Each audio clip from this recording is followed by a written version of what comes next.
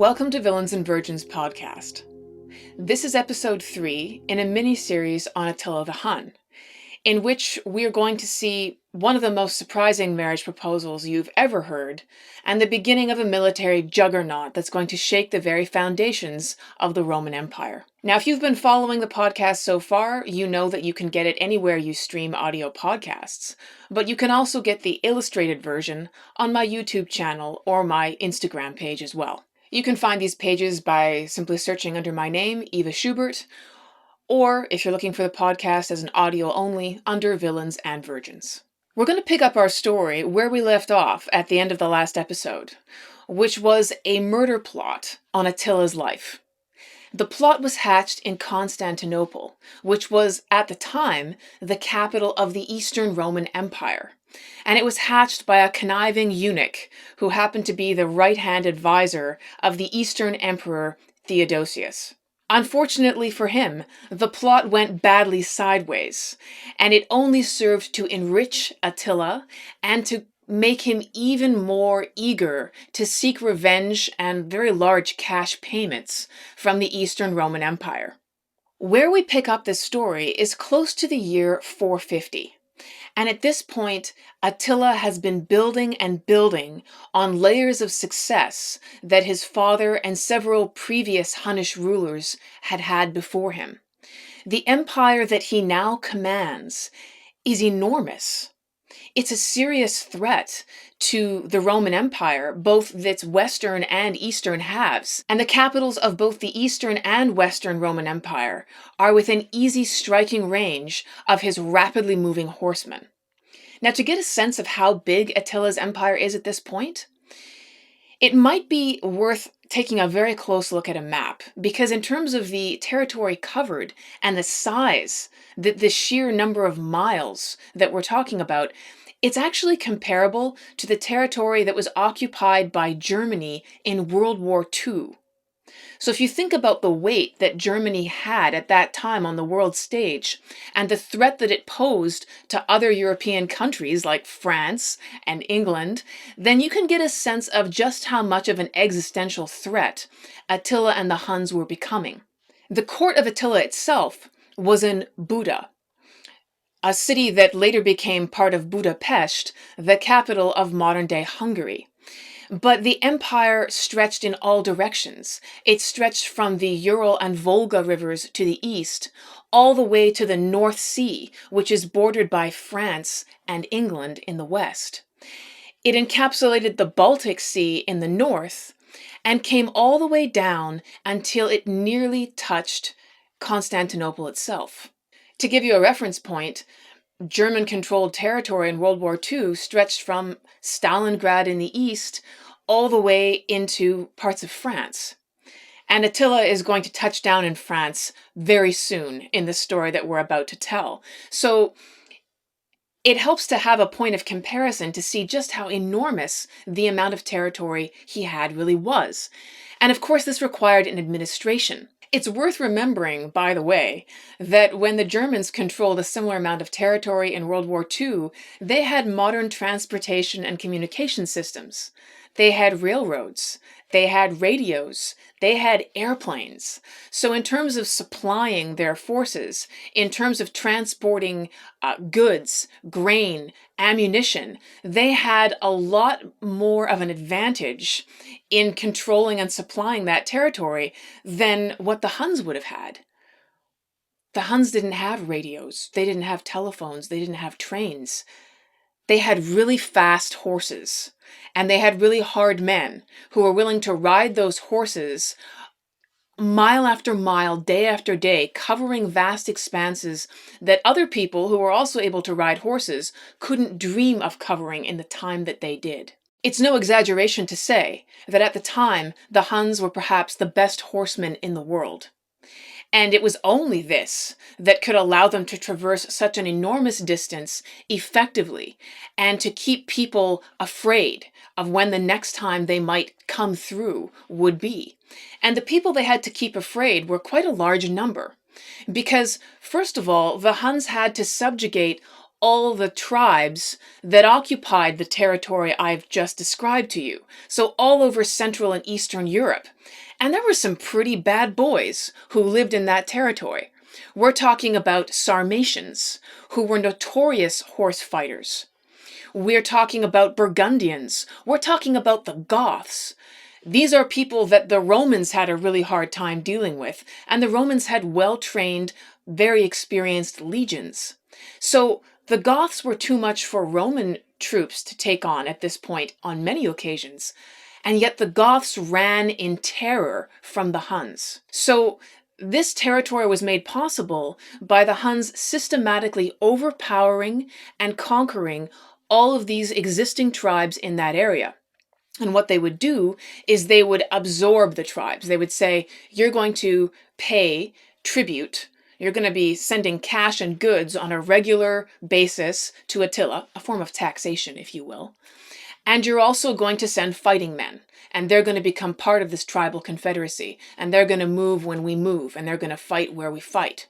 So in this way, he was able to build up an enormous amount of cash and also fighting men who were able to move rapidly on horses and fight extremely well, because they were all living in the Central Asian or Central European steppe, these grasslands. So the tribes he was absorbing were able to be very useful additions to his fighting force. But again, they weren't the only people who had to be kept a little bit afraid. Attila administered his tribal confederacy through a system of what are called logades. I'm not sure if this is one of the few Hunnish words that survived, but it's a word that basically means lieutenants. So Attila would delegate control and taxation of these various tribal areas to a small group of men that he trusted implicitly. Some of them were his sons. Others were former leaders of these tribes that had now sworn allegiance to him, who were now in charge of making sure the tribute from their tribes was collected and delivered to him, along with the requisite number of fighting men. So there was an administration of sorts, but they were very much handpicked, and it was very much based on personal loyalty. You can't think of this as similar to the Chinese administration system, where you had mandarins who were bureaucrats that went through an extensive schooling and exam system before being placed into administrative office. It was far more of a personal loyalty connection and was based on battle performance and on personal loyalty to Attila himself. Now, the other people who have to be kept afraid are the people who live in the Eastern and Western Roman Empire, because while they have not been conquered by Attila, there's an ongoing system of cash payments that Attila has been able to extract from both the Eastern Roman Emperor in Constantinople and the Western Roman emperors in Ravenna and sometimes Rome. The Western capital would move around from time to time. But these payments were based on the threat of imminent violence. Attila would send his envoys and he would say, you have to pay me this much money unless you want me to invade your territory, burn your towns, and take what I want. And so this was a repeated demand, and the amounts could go up. They didn't really go down, right? You could be sure you had to pay to keep Attila and the Huns out of your territory, but the amount of money, if it was going to change, was simply going to increase. And it was necessary because if you didn't pay, they might show up without any warning at all and leave absolute devastation in their wake. And they successfully did this in places like Thrace, which were part of the Roman Empire. And people talked about what happened in Thrace and the absolute massacre of the people there and the destruction of the settlements that were there many years afterwards. So by making examples of places like that, Attila was able to quite effectively extract payments to ensure he didn't do similar things closer to the capitals. Now, we've been talking a lot about Hunnish men so far in this series, and that's great because they traveled all over the place and they left a trail of terror wherever they went, but they were only half of the Huns. Not much is said or known about Hunnish women, but we do know a few things, and what we know is quite fascinating.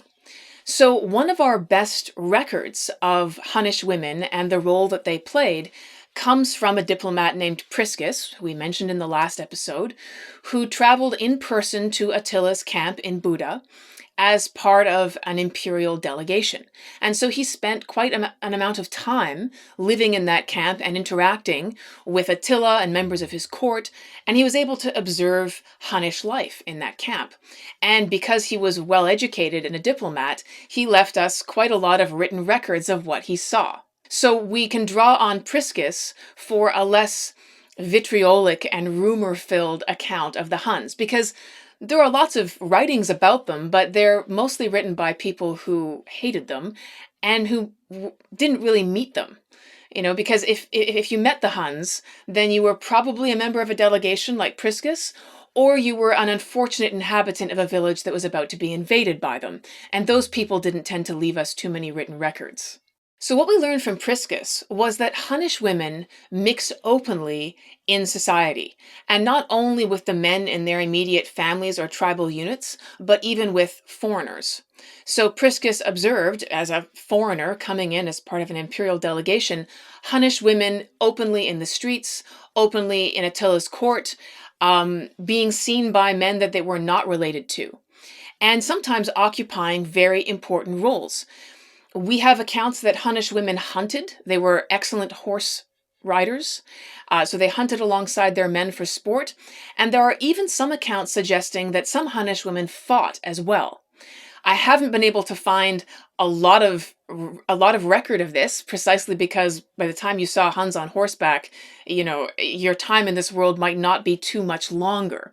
But there are some records that suggested they were capable of doing this, and that on occasion they did so.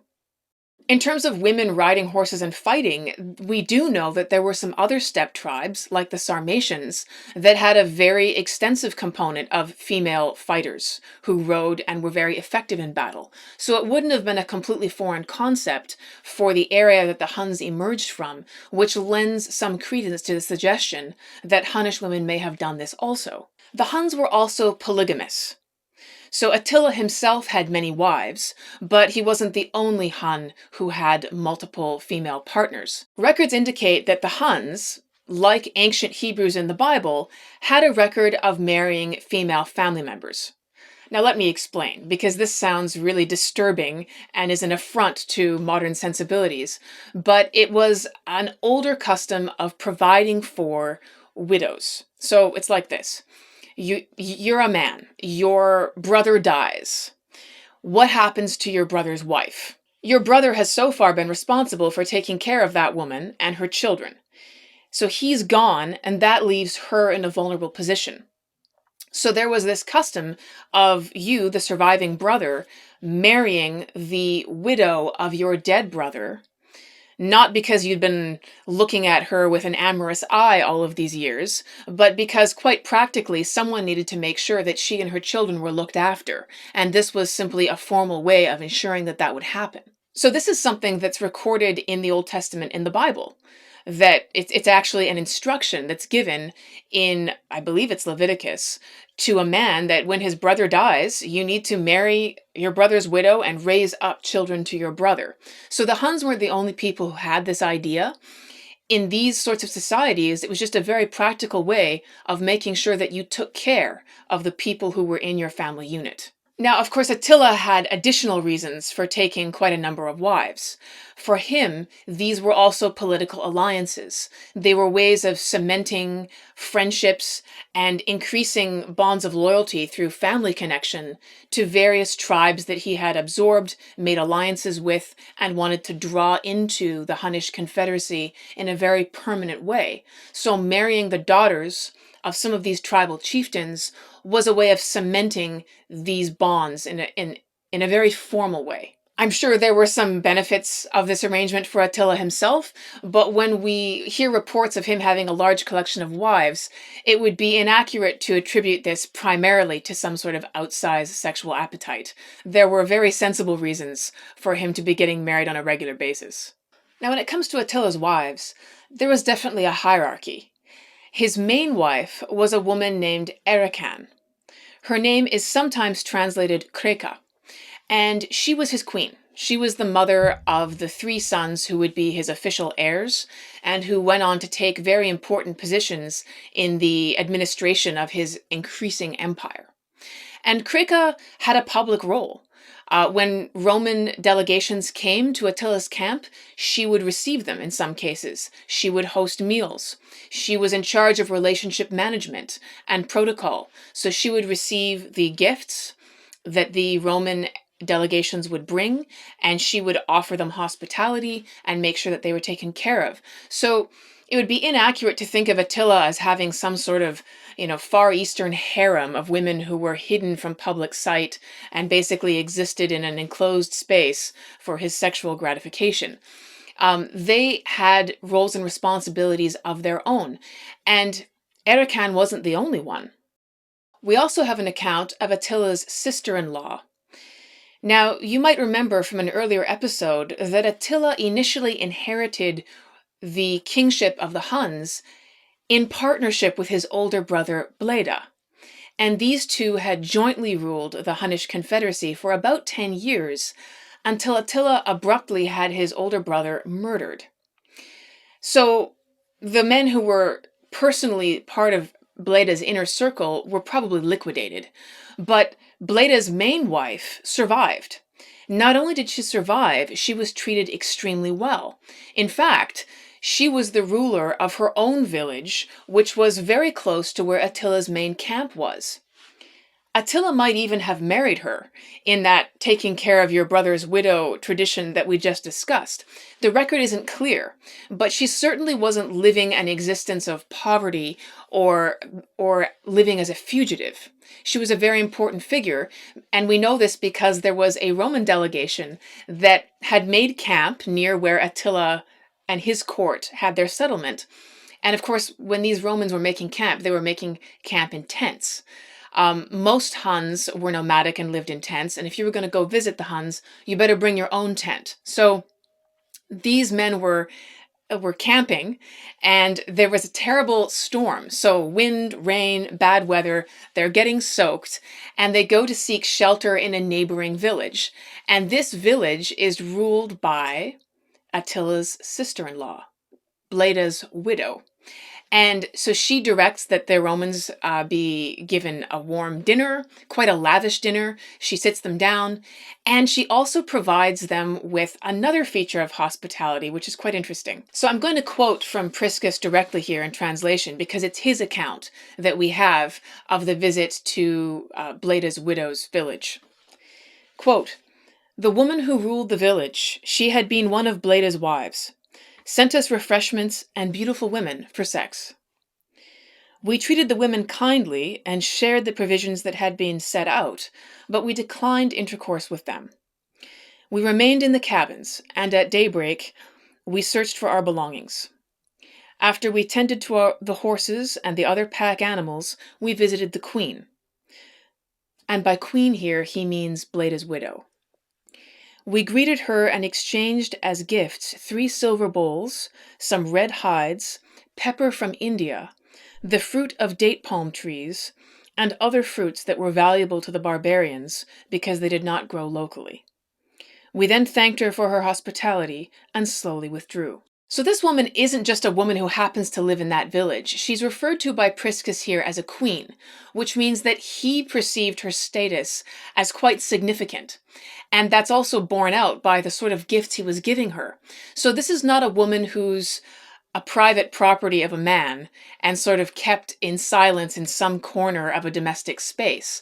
This is a woman who has significant power and influence in her own right, to the point where Romans are bestowing gifts on her in hopes of making sure she's not offended by them. Now, I don't know if the women that were offered to these Romans for sex were Hunnish women. It seems quite unlikely. And this is because the Huns had collected quite a number of slaves. That was one of the things that they would capture on their raids into other places, would be slaves. And these slaves could be sold back to Rome for ransom money, or they could be put to work growing crops, making fabric, doing all the sorts of other tasks that needed to be done, but the Huns themselves weren't interested or knowledgeable enough to do. because their lifestyle was quite different, but they were at a point where they now desired finer fabrics and wines and things that they themselves weren't making. So slaves were a very useful way of acquiring these things, acquiring people who knew how to make them. So it's quite possible that the women being offered as part of the hospitality this evening were slaves. We do know that any slaves the Huns owned were foreigners. There was no custom of Huns having Hunnish slaves. And while they were slave owning, it would be inaccurate to think of it as a highly stratified society where there was no movement between slaves and free men. In fact, amongst the Huns, slaves could buy their freedom or they could earn it on the battlefield through fighting alongside their masters or through demonstrating loyalty. So it wasn't a situation where someone was permanently tarnished for having been a slave. And the Huns weren't the only people who were offering women and sexual pleasure as part of hospitality. We know that when Hunnish delegations visited Constantinople, for example, they were wined and dined, they ate lavishly, they were given expensive gifts, and there were dancing girls, who you can imagine as being very scantily clad, if dressed at all, and very likely available for entertainment after the music had stopped. So maybe the Huns got this idea from their visits to Rome, the idea that women should be offered as part of hospitality, or maybe it was a custom that existed independently. It's not clear, but it's certainly an interesting feature of the visiting Hunnish to Roman delegations at the time. We don't have any records of female tribal leaders ruling alone, as in without a king as a partner, during the lifetime of Attila.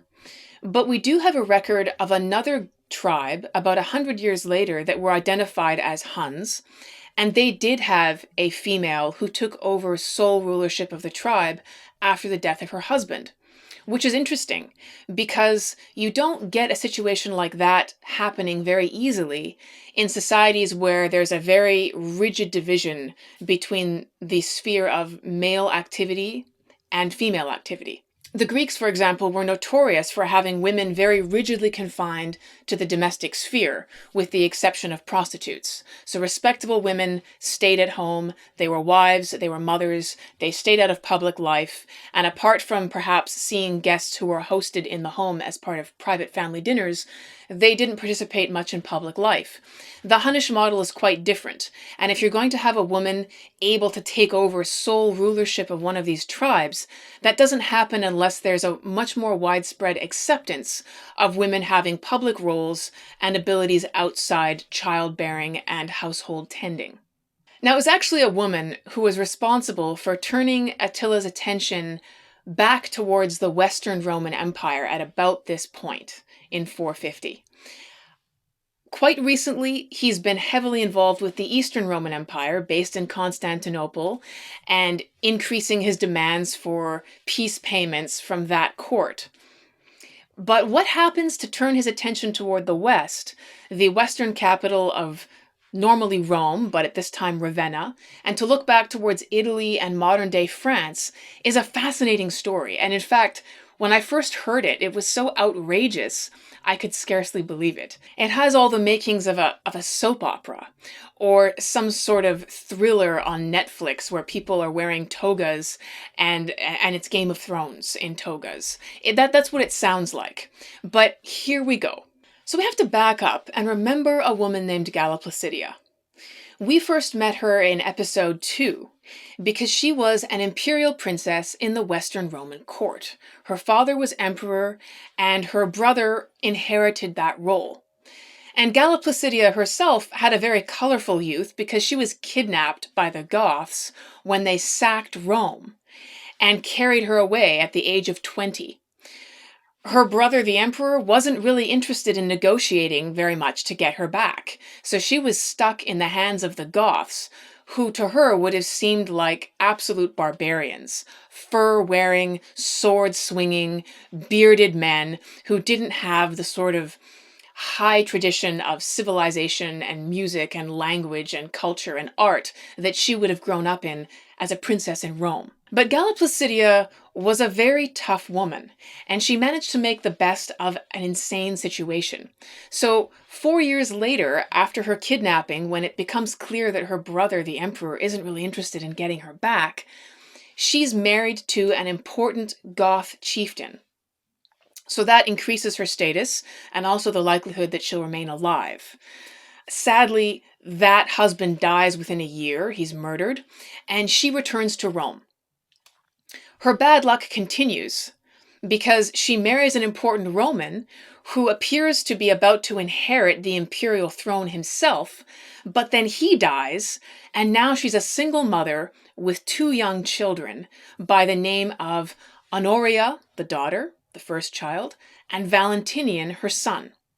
And so she's forced to flee the capital and go to her cousin in Constantinople, who happens to be the Eastern Roman Emperor, who's been having so much trouble with Attila. Her cousin agrees to send military forces to reinstate Galla Placidia's son as the next emperor of the Western Roman Empire. The problem is he's just a boy, probably about 8 years old, so he's not really old enough to be emperor. And that puts Galla Placidia in this fascinating position of ruling as emperor without being officially crowned emperor, because the Romans said, no woman can be emperor ever. It's not allowed. Women don't do this. So Galla Placidia is ruling as a regent. Basically, she's making all the decisions, but in the name of her son, until he's old enough to assume full command of being emperor himself. So at the point that we are in our story right now, in 450, Galla Placidia's son has now grown into adulthood. Valentinian has assumed the rule of the Western Roman Empire. By some reports, he's not terribly good at it. He's more interested in pleasure and fun and amusements than in making the really difficult decisions, and that's going to cause him problems down the road, as we shall see. But he's got this older sister, Honoria. And she seems to be in this awkward situation where she's the older child, she's her mother's daughter, which means that she's ambitious and she's intelligent. But all the power has gone to her younger brother. She's got the title of Augusta, which basically is the female version of emperor, which her mother had bestowed on her, but it doesn't really come with a lot of influence. It's really for name only, and just recognizes her status as a member of the imperial family. She's cut off from most of the action, and in fact, she's supposed to be celibate. Now, I've tried to discover why Honoria was supposed to be celibate. It's an odd fact, actually, since for centuries Roman law had actively encouraged patricians, or members of the upper classes, to marry and have children. They were encouraged to reproduce. So it's not as though there was a widespread approval for celibacy in Roman tradition. Romans weren't timid about sex either. And you can see this from writings by people like Ovid. They certainly weren't prudish. There were harsh penalties for adulterous wives, for obvious reasons. Nobody wants to be raising somebody else's kid. But it's not as though there was a culture that was discouraging of sex. So there are 2 possible explanations that I can come up with. One of them was that if Honoria remained celibate, she could serve as a marriage bargaining chip in imperial politics. Why has she not been married off already is not clear, because in 450, Honoria is in her early 30s, so she's not a teenager. You would think that if they had plans to marry her to someone important, they would have gotten on with that already. So that's one theory, that perhaps in the future she will still be able to serve this important function. The other possibility has to do with religion. So Honoria's mother, Galla Placidia, has become famous for being an important force for spreading Christianity in Rome. Remember, Christianity has only been the official religion of the Roman Empire for about the last century. It happened under Constantine in the 300s. So it's now 450, and while Christianity is officially the religion of the Roman Empire, in practice, there's a lot of work to be done in terms of building up the edifices, the churches, making Christian holidays public observances. And Galla Placidia has been instrumental in doing this in Rome and Ravenna during her rule as regent. So it's possible that it's her mother's influence that's pushed Princess Honoria towards celibacy. Because you have to remember, at the time, right at this period, you have people like Augustine and Tertullian who are alive and writing. And these men become known as fathers of the church. But when you read their writing, especially Augustine, there's a definite anti-sex bent in it. I mean, he seems to think that sex is something that is dirty and it's unclean, and the less it's done, the better.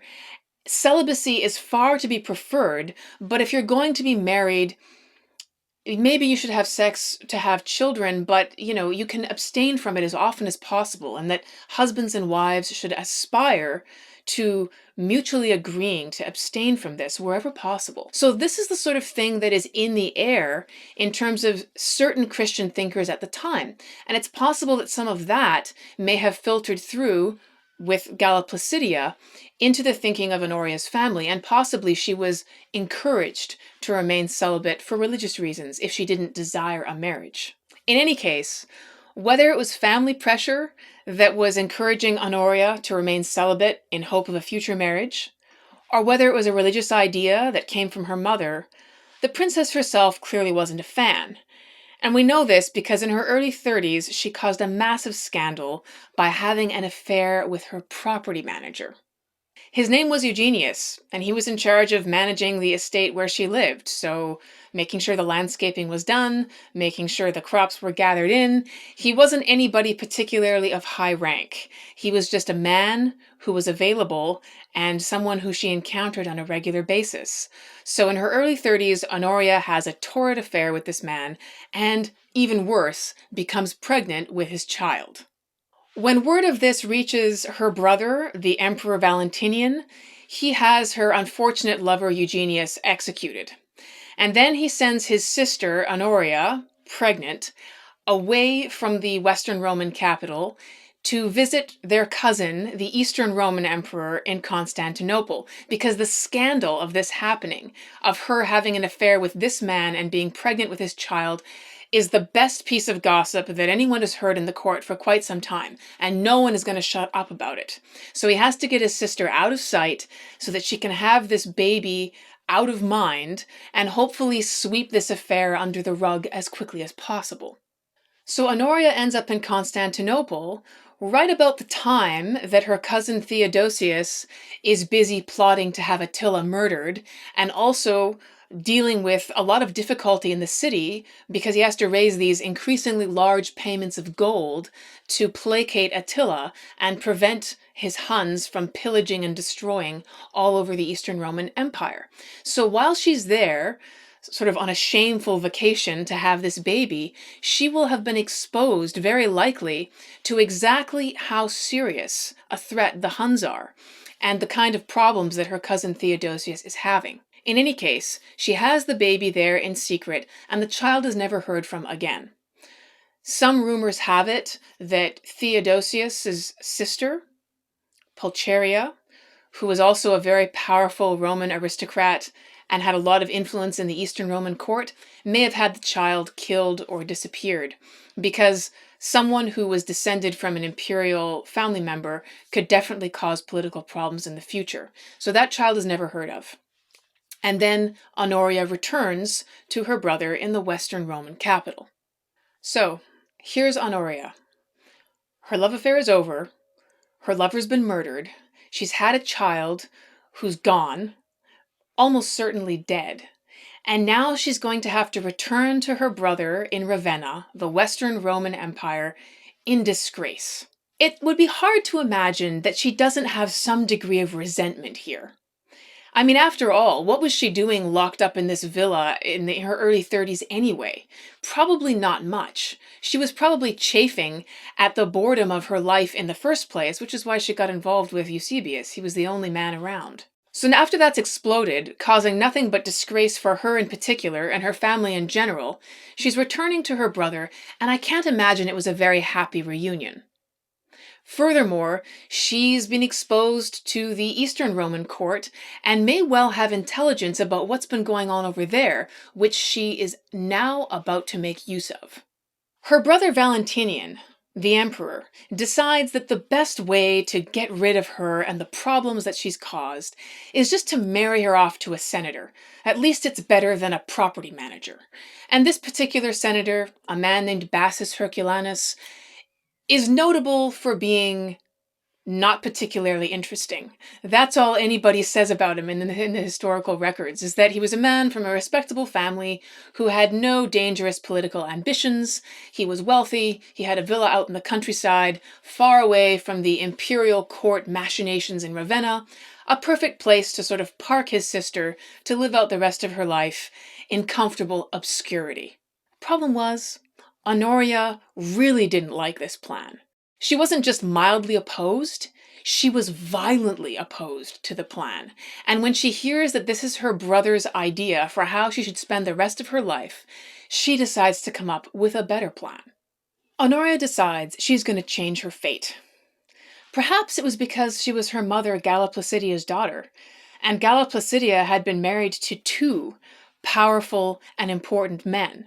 And so it must have seemed particularly ignoble to Honoria to be shelved in the countryside with this uninteresting lump of a man that her brother had in mind for her. So in 450, Honoria sent her most trusted servant, a eunuch named Hyacinthus, on a top-secret mission. She sent him to seek an audience with none other than Attila the Hun. And what she gave Hyacinthus was a ring. And she said to him, "Show Attila this ring. It's a symbol that you really come from me, that this is not a lie. And give him this message, that I do not want to be married to the senator that my brother has in mind, and that I want Attila to come and save me from this marriage. And if he does this, there will be a large reward. There will be lots of gold." And so off goes her servant, Hyacinthus, on this message to the most terrifying menace that either the Eastern or Western Empire has so far encountered. When Honoria's messenger Hyacinthus arrives at the Hunnish court, we have to imagine that Attila was absolutely delighted. I mean, this was a perfect gift of an opportunity.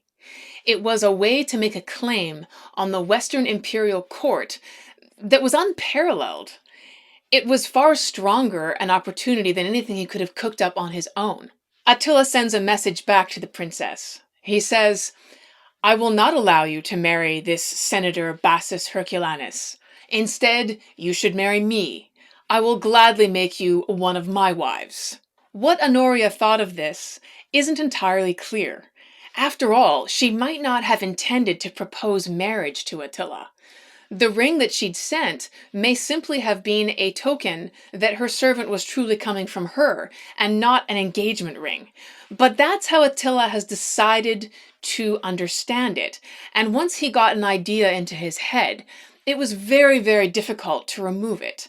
So whether she intended to or not, Honoria has just proposed to Attila the Hun, and he's accepted. Meanwhile, her brother, Emperor Valentinian, has been getting suspicious. He noticed that Honoria's servant Hyacinthus had pretty much disappeared from court for a period of weeks.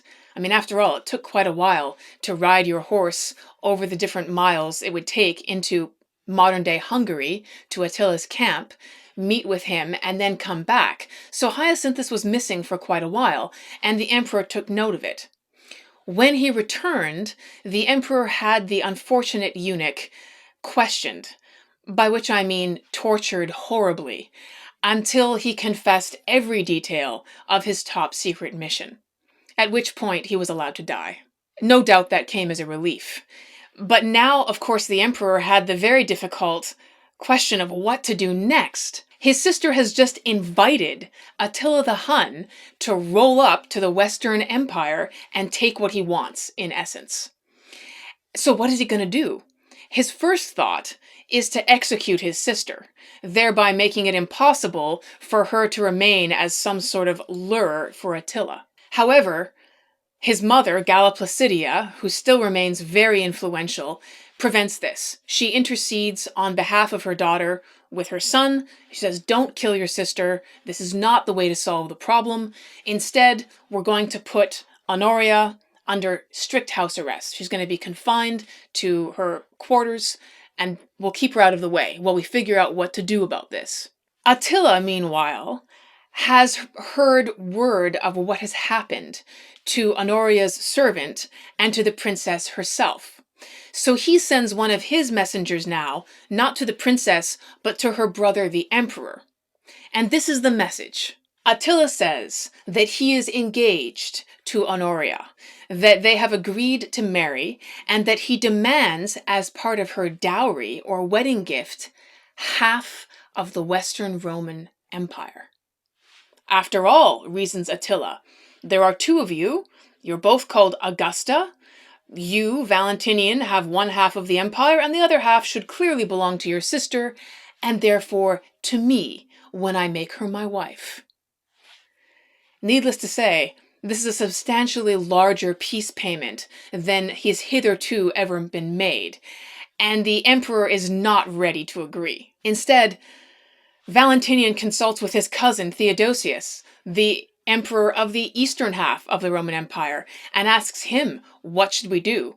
After all, Theodosius has been dealing with Attila for quite an extended period of time, and his plot to murder Attila has recently failed, and his payments have gone up. So Valentinian is asking his cousin, how do I deal with this Attila guy? And Theodosius says, you know what? If he wants to marry Honoria, why don't you just hand her over? I mean, you'll get rid of your sister who's troublesome. If Attila wants her so much, he can have her. Maybe not half the empire, but you could at least send your sister over there and not be bothered with her ever again. Valentinian, though, rejects this idea. And it's certainly not out of any concern for his sister's happiness or well-being. He just doesn't want her to be used as a bargaining chip to increase Attila's power and claim to imperial property anymore. I mean, after all, how many countless wars have been fought over successions? Because somebody says, well, I'm related to this person who's a member of that royal family, therefore I have a claim to the throne. I mean, it's quite possible that Valentinian was having a horrible vision in his mind of some Hunnish grandson taking over and sitting in his own throne in Ravenna or Rome itself. This is a prospect that he's not willing to entertain, to actually give genetic legitimacy through marriage to any offspring that Attila and his sister might have. So it's absolutely no on handing over his sister to Attila the Hun. 3 things now happen within the space of a few months, which combine to destabilize and topple the forces that have been building in opposition for months and years. First, Galla Placidia dies.